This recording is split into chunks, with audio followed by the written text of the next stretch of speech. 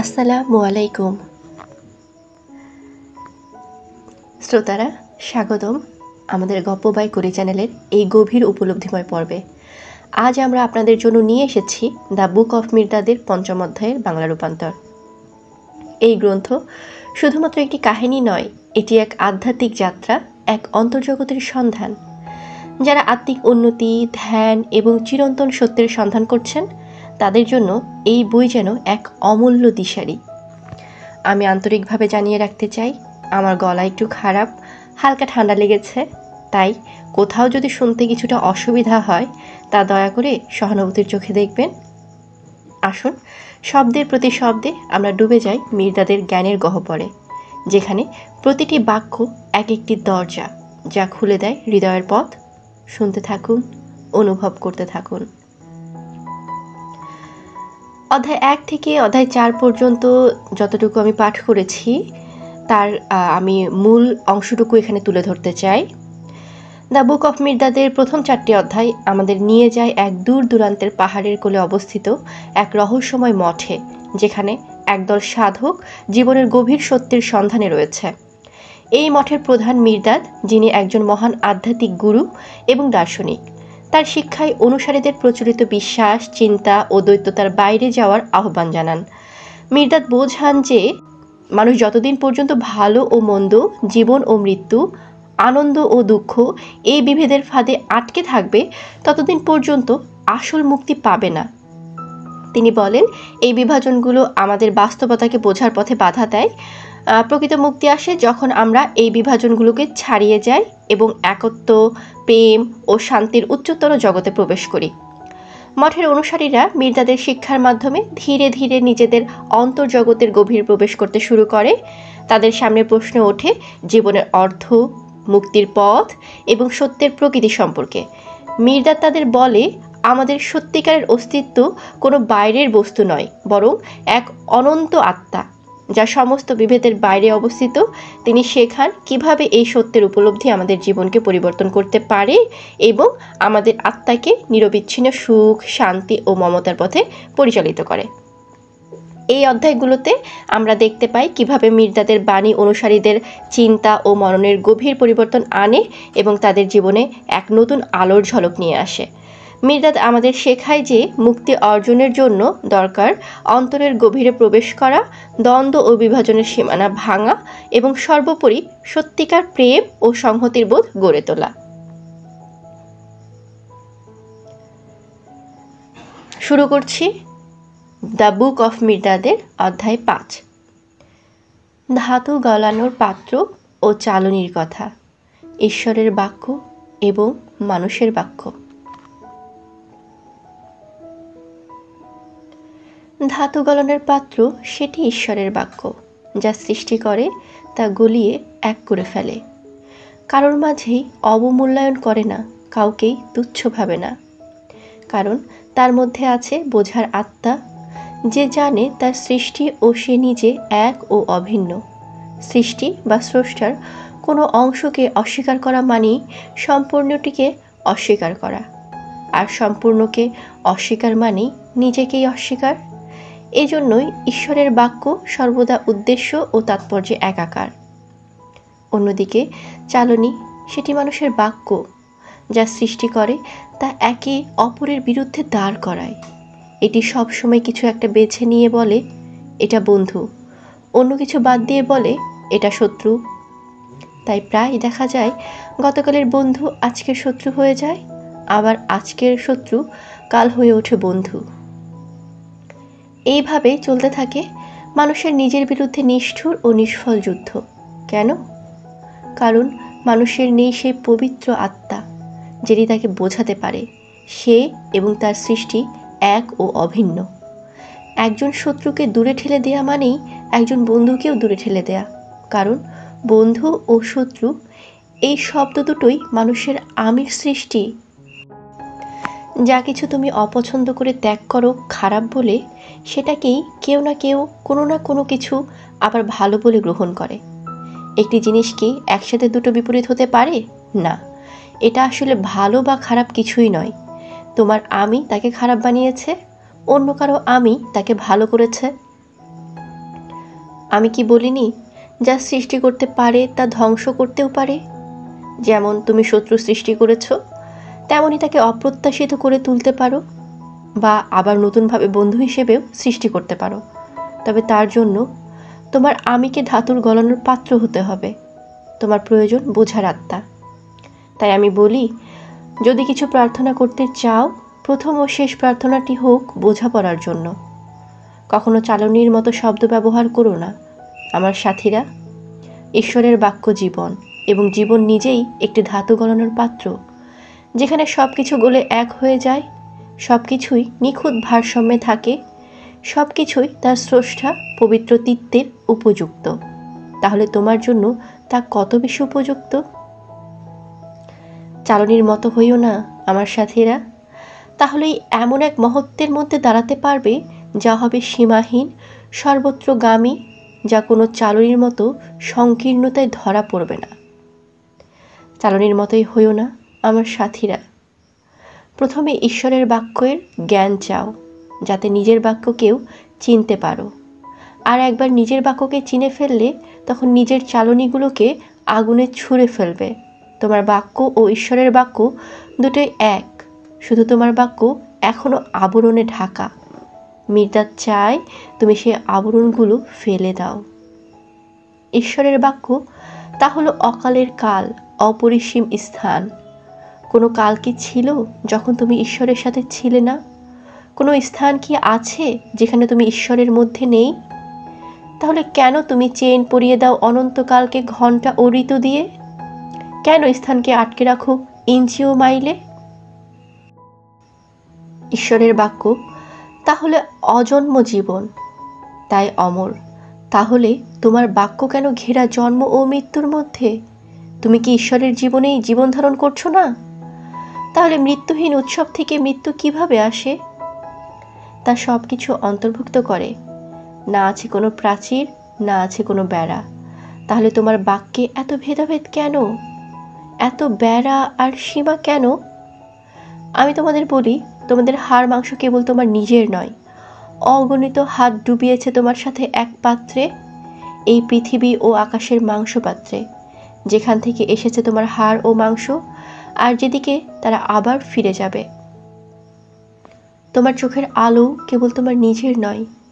এই আলো ভাগ করে নিয়েছে সমস্ত সত্তা, যারা তোমার সঙ্গে একই সূর্যের আলো ভাগ করে নিচ্ছে। আমাকে তুমি কিভাবে দেখবে যদি আমার ভেতর আলো না থাকে? আমার আলোই আমাকে তোমার চোখে দেখে, তোমার আলোই তোমাকে দেখে আমার চোখে। আমি যদি সম্পূর্ণ অন্ধকার হতাম, তাহলে তোমার চোখে আমিও হতাম কেবল অন্ধকার। তোমার বুকে যে শ্বাস প্রবাহিত হচ্ছে, সেটাও শুধুমাত্র তোমার একার নয়। যারা শ্বাস নেয় কিংবা নিয়েছিল, তারা সকলেই তোমার বুকে শ্বাস নিচ্ছে। তোমার ফুসফুসে কি এখনো আদমের নিঃশ্বাস ভরে উঠছে না? তোমার হৃদয়ে কি এখনো আদমের হৃদস্পন্দন ধ্বনিত হচ্ছে না? তোমার ভাবনাও কেবল তোমার একার নয়। চিন্তার মহাসাগর এগুলোকে নিজের বলে দাবি করে, যেমনটা করে প্রতিটি সত্তা, যারা এই চিন্তার সাগরে তোমার সঙ্গে অংশীদার। তোমার স্বপ্নগুলোও শুধু তোমার নয়, পুরো মহাবিশ্ব স্বপ্ন দেখে তোমার সেই স্বপ্নের ভেতরে। তোমার গৃহও কেবল তোমার নয়, তোমার অতিথির, মাছির, ইঁদুরের, বিড়ালের, যারা সকলেই তোমার গৃহে তোমার সঙ্গী। তাই সাবধান হও বেড়া দেয়া থেকে। তুমি বেড়া দাও ভ্রমকে, আর সত্যকে দূরে ঠেলে দাও। আর যখন ফিরে তাকাও নিজের দিকে, দেখো তুমি দাঁড়িয়ে মৃত্যুর মুখোমুখি, যেটি আসলে প্রতারণার আরেক নাম। মানব ও ঈশ্বর অবিচ্ছেদ্য, হে সন্ন্যাসীগণ। তাই সে অবিচ্ছেদ্য তার সহমানব ও প্রতিটি জীবের সাথে, যারা ঈশ্বরের বাক্য থেকেই উদ্ভূত। ঈশ্বরের বাক্য হলো মহাসাগর, আর তুমি হলে মেঘ। কিন্তু মেঘ কি মেঘই থাকে যদি তার মধ্যে সাগর না থাকে? তো মূর্খ সে মেঘ, যে নিজেকে ধরে রাখতে চায় আকাশে, নিজের আকার ও পরিচয় টিকিয়ে রাখতে চায় চিরকাল। এই প্রচেষ্টার ফল কী বা হয়? কেবল হতাশা, প্রত্যাশা ও তিক্ত অহংকার। নিজেকে না হারালে নিজেকে খুঁজে পাবে না। মেঘরূপে না মরে গেলে সাগর রূপে নিজেকে আবিষ্কার করবে না, যেটি তার আসল পরিচয়। মানুষ হলো ঈশ্বরবাহী মেঘ। যতক্ষণ না সে নিজেকে শূন্য করে ততক্ষণ সে নিজেকে পাবে না। আহ, শূন্য হয়ে যাওয়ার আনন্দ! তুমি যদি চিরতরে ঈশ্বরের বাক্য হারিয়ে না যাও তবে তুমি নিজেকে বুঝতে পারবে না, অর্থাৎ তোমার আমিকে। হারিয়ে যাওয়ার আনন্দ! আবার বলছি তোমাদের, বোঝাপড়ার জন্য প্রার্থনা করো। যখন পবিত্র বোঝাপড়া তোমার হৃদয়ে প্রবেশ করবে তখন ঈশ্বরের অসীমতায় এমন কিছুই থাকবে না যা তোমার আমির প্রতিধ্বনিকে সাড়া দেবে না। আর তখন মৃত্যু তোমার হাতে এক অস্ত্র হবে যার দ্বারা তুমি মৃত্যুকেই জয় করবে। তখন জীবন নিজ হাতে তুলে দেবে তোমার হৃদয়ে, তার সেই সীমাহীন হৃদয়ের চাবি, সেই চাবি প্রেমের সোনার চাবি। শ্যামাদাম: আমি কখনো কল্পনাও করিনি যে একটা থালা বাসন মোছার কাপড় আর একটা ঝাড়ু থেকেও এত জ্ঞান নিংড়ে আনা যায়। মির্দাদের চাকরের ভূমিকার প্রতি ইঙ্গিত করে। মির্দাদ: জ্ঞানীর জন্য সমস্ত কিছুতেই জ্ঞানের ভাণ্ডার থাকে, কিন্তু যিনি অজ্ঞ তার কাছে জ্ঞান নিজেই হাস্যকর। শ্যামাদাম: নিঃসন্দেহে তোমার জীব বেশ তীক্ষ্ণ। বিস্ময় লাগে যে তুমি এতদিন তা লাগাম ছাড়া করনি। তবে সত্যি বলতে তোমার কথা শুনতে বেশ কষ্টকর। মির্দাদ: আমার কথা সহজ শ্যামাদাম, কঠিন হলো তোমার কান। তবে ধ্বংস তাদের জন্য যারা শুনেও শোনে না, এবং ধ্বংস তাদের জন্য যারা দেখেও দেখে না। শ্যামাদাম: আমি খুব ভালোভাবে শুনিও দেখি, সম্ভবত একটু বেশি। তবু আমি কখনোই এমন গর্হিত কথা শুনতে চাই না যে শ্যামাদাম আর মির্দাদ একই ব্যক্তি, যে প্রভু আর চাকর নাকি এক।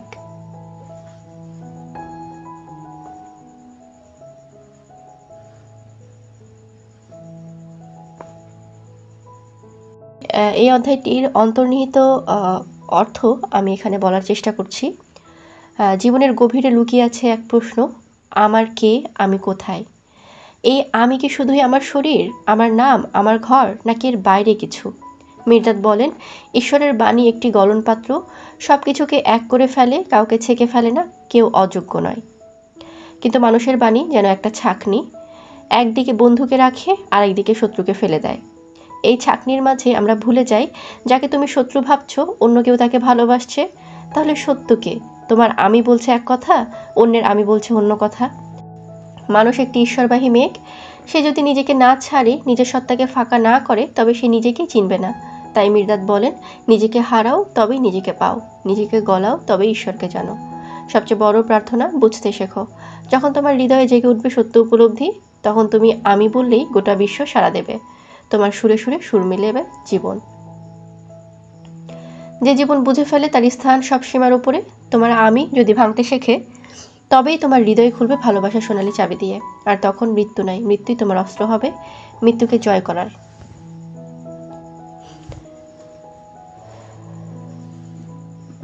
মির্দাদের বাণী তোমার হৃদয়কে স্পর্শ করুক, ভেদ নয়, ঐক্য যেন হয় তোমার পরিচয়। এতক্ষণ আমরা শুনছিলাম দ্য বুক অফ মির্দাদের চ্যাপ্টার 5। এখন আমরা শুরু করব চ্যাপ্টার 6। অধ্যায় 6, গুরু ও সেবক বিষয়ে মির্দাদ সম্পর্কে সঙ্গীদের মতামত। মির্দাদ: শ্যামাদাম, মির্দাদ কি তোমার একমাত্র সেবক? তুমি কি গুণে বলতে পারো শ্যামাদাম, তোমার সেবক কতজন? একটি ঈগল বা বাজ, একটি দেবদারু বা ওক গাছ, একটি পাহাড় বা তারা, একটি মহাসাগর বা হ্রদ, এর কোনোটি কি তোমার সেবা করে না শ্যামাদাম? একজন ফেরেশতা কিংবা রাজাও কি তোমার সেবক নয়? এই সমগ্র জগৎ কি তোমার সেবায় নিয়োজিত নয়? আর মির্দাদও কি তোমার একমাত্র প্রভু? তুমি কি গুণে বলতে পারো শ্যামাদাম, তোমার প্রভু কতজন? একটি পিঁপড়ে বা মাছি, একটি প্যাঁচা বা চড়ুই, একটি কাটা গাছ বা একটি ডাল, একটি কাঁকড় বা ঝিনুক, একটি শিশির বিন্দু বা পুকুর, একজন ভিখারি বা চোর, এরা কি কেউ তোমার দ্বারা সেবা পায় না? তুমি কি নিজে এই জগতের সেবায় নিয়োজিত নও শ্যামাদাম? কারণ যখন জগৎ নিজের কাজ করে তখন সে তোমার কাজও করে, আর তুমি যখন তোমার কাজ করো তখন তুমি জগতের কাজও করো। হ্যাঁ, মস্তিষ্ক পেটের প্রভু বটে, কিন্তু তেমনি পেটও মস্তিষ্কের প্রভু। কেই বা সেবা করতে পারে না যদি সে সেবা পাওয়ার মধ্য দিয়ে নিজেও সেবা না পায়? আর কেই বা সেবা পেতে পারে না যদি সে সেবার মধ্য দিয়ে অন্যকে সেবা না দেয়। আমি তোমাকে বলি শ্যামাদাম, এবং সবাইকে বলি, সেবকই প্রভুর প্রভু, প্রভুই সেবকের সেবক। সেবক যেন তার মাথা নিচু না করে, প্রভু যেন তার মাথা উঁচু না করে। দম্ভময় প্রভুত্বকে মুছে ফেলো, লজ্জাজনক সেবাভাবকে উপড়ে ফেলো। মনে রেখো, শব্দ একটাই, আর তোমরা সেই শব্দের মতোই অক্ষর মাত্র। বাস্তবে তোমরাও এক। এক অক্ষর আরেক অক্ষরের চেয়ে বেশি মহৎ নয় বা কম প্রয়োজনীয় নয়। এইসব অক্ষর মিলেই তো গঠিত হয় একটিমাত্র অক্ষর, সেই মহাশব্দ। সেই রকম একমাত্রিক অক্ষরই তোমাদের হতে হবে যদি জানতে চাও সেই অতিক্রমণীয় আনন্দ, যা হলো আত্মমগ্ন ভালোবাসা, যা হলো সব কিছুর জন্যই ভালোবাসা।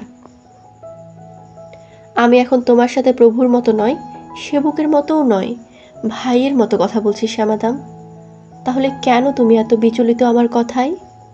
তুমি যদি আমাকে অস্বীকার করো, আমি তোমাকে করব না। আমি কি কিছুক্ষণ আগে বলিনি আমার পিঠের চামড়া আর তোমার পিঠের চামড়া একই? আমি তোমাকে ছুরি মারতে চাই না, কারণ তাতে আমিই রক্ত ঝরাবো।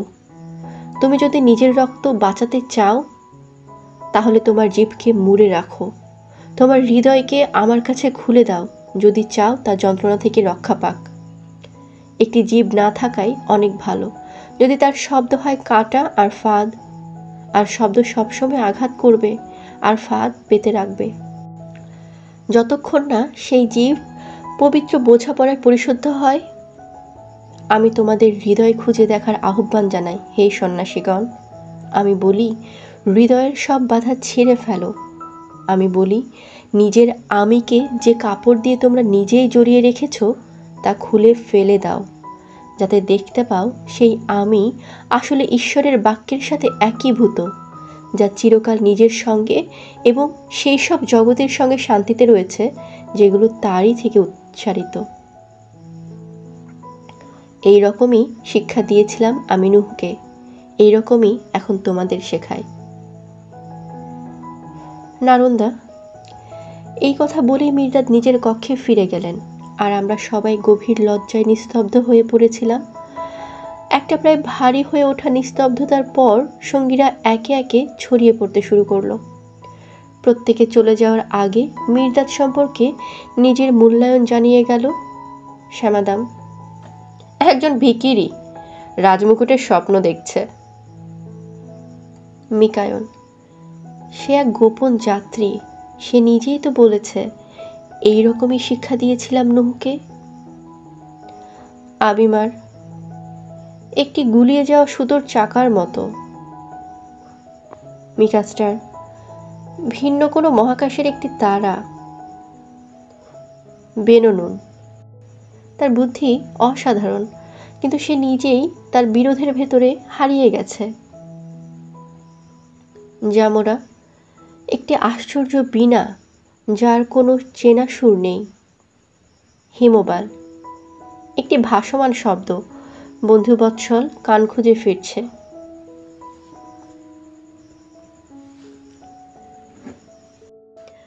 এই অধ্যায়ে মির্জাদ বোঝাতে চান যে প্রভু ও সেবক একে অপরের উপর নির্ভরশীল।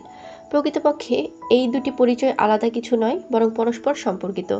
যেমন মাথা পেটের প্রভু, তেমনি পেট ও মাথার প্রভু।